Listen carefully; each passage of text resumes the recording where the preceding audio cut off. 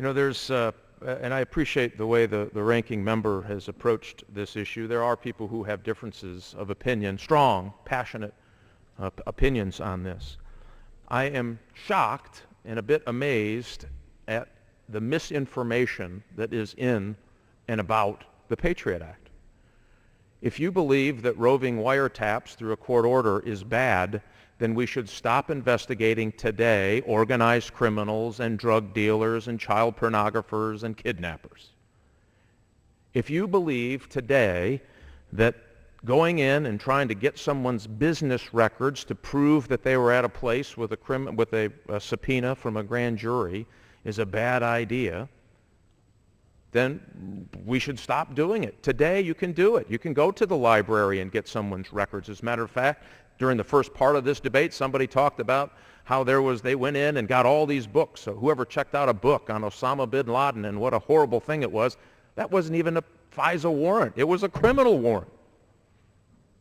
That happened under the criminal code. That could happen tomorrow. And when this expires at the end of this month, they'll still continue to be able to do that.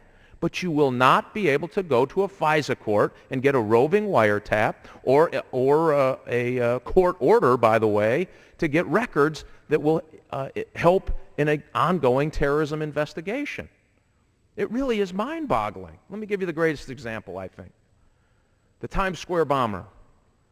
If we would have known early in that particular arrangement, they could have gone and figured out, listen, we need a court order. We go to the FISA courts, two courts here, a criminal court and a FISA court. We go to the FISA court because we don't know how big this is. We don't know who's all involved. We don't necessarily want to arrest him. We want to arrest everybody that's involved. So let's go to the judge and prove to the judge that if we can figure out that he bought materials from a hardware store to build a bomb, that we might be able to prevent this thing in the future. So they go, they get a court order, this is hypothetical, and they get a court order, which is a pretty high standard in any investigation.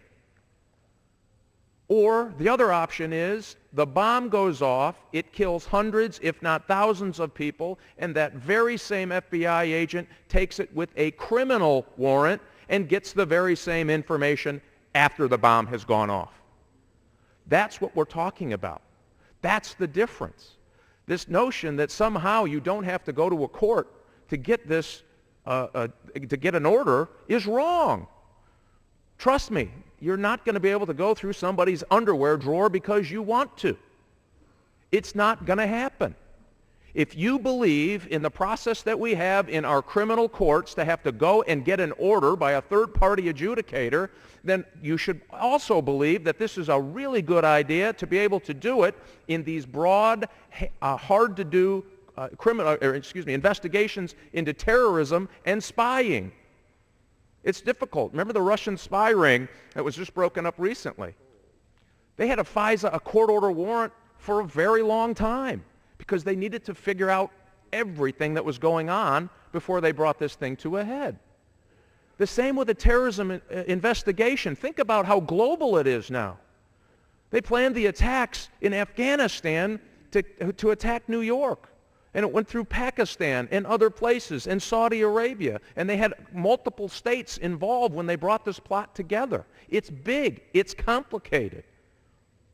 To take away at the end of this month our ability to get a roving wiretap that, by the way, on the very next day after you stop our ability to go to a FISA court to get one, you can still get one in a criminal case against an organized crime or a drug dealer here in the United States. Why? Why would we do that to ourselves, Mr. Speaker? It makes no sense. And the work that goes into putting these things together for the brief to go to the court is significant. And I will tell you right now, there are very brave Americans who are working cases right now, hoping to get their brief done so they can walk into a judge and get an order that might pertain to business records, or it might be a roving wiretap to keep America safe. If it expires, they won't be able to do it. There is no difference. As a matter of fact, the standard in the FISA court is higher. Mr. Speaker, I would strongly urge this body's support of what we know is working and has kept America safe since its inception, and I would yield back the balance of my time.